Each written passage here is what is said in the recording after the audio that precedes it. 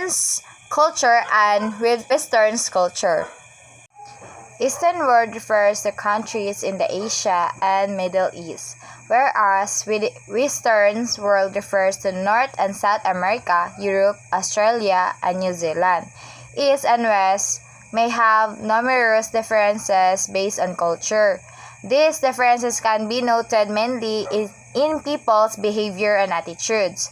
However, since East and West refers to various countries and cultures scattered across the globe, only a broad generalizations can be made to compare the two cultures. The main difference between Eastern and Western culture is that people in the East are more traditional and conservative than the people in the West. The Eastern culture have arranged marriage are common. People are conservative and traditional.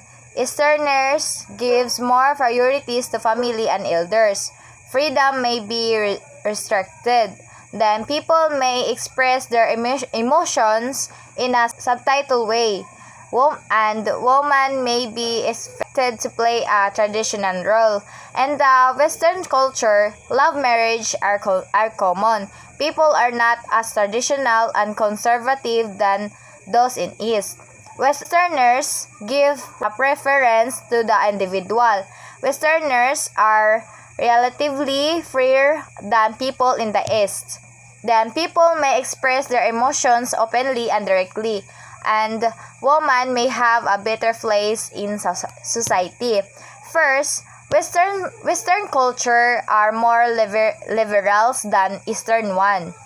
Western culture allows people to be more open-minded and critical. Meanwhile, Eastern culture is emphasized on religion and social norm. One of the examples, people prefer to approach by using good manners and tact, not aggression.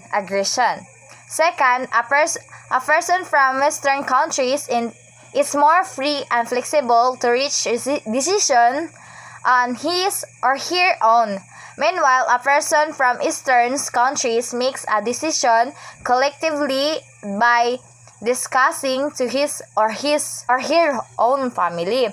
Third, in the Western world, elderly persons' welfare becomes the responsibility of the state in collaboration with children or other close relatives. Meanwhile, in the Eastern world, the elders are considered as sacred and most respectable persons. Children do what the elders say without questioning them. Any important decision to do with a child are generally made by an elder. When parents grow old, children are often the ones who take on the responsibility for caring for them. Fourth, many schools of thought believe that there is not enough common ground between Eastern and Western cultures for them to ever share similar characteristics. There are some features that are the different, like the types of religion in Eastern cultures, such as Islam, Hinduism, Shainism, Buddhism, Jainism, and Taoism. Clothing and rituals are so different in Eastern culture, like Indians paying respects to parents or elders to touching her or his feet. East Asians bow down as a gesture used when welcoming guests, saying thank you and apologizing. When it comes to ideologies and beliefs, Eastern cultures find it difficult to question them despite what they might really feel. In contrast, most people can forsake religion and no one will take anything of it. Fifth, Western education focuses on creativity and allow individuals to develop as much as they can.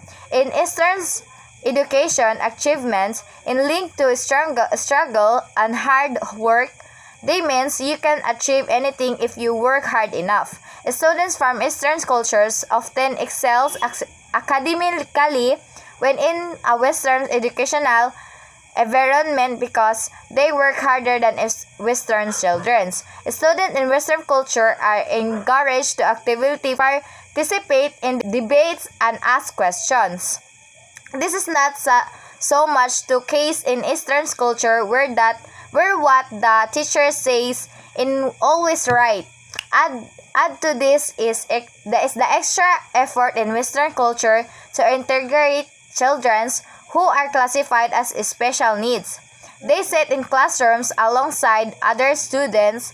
This doesn't often happen in Eastern culture where special needs children are taught separately.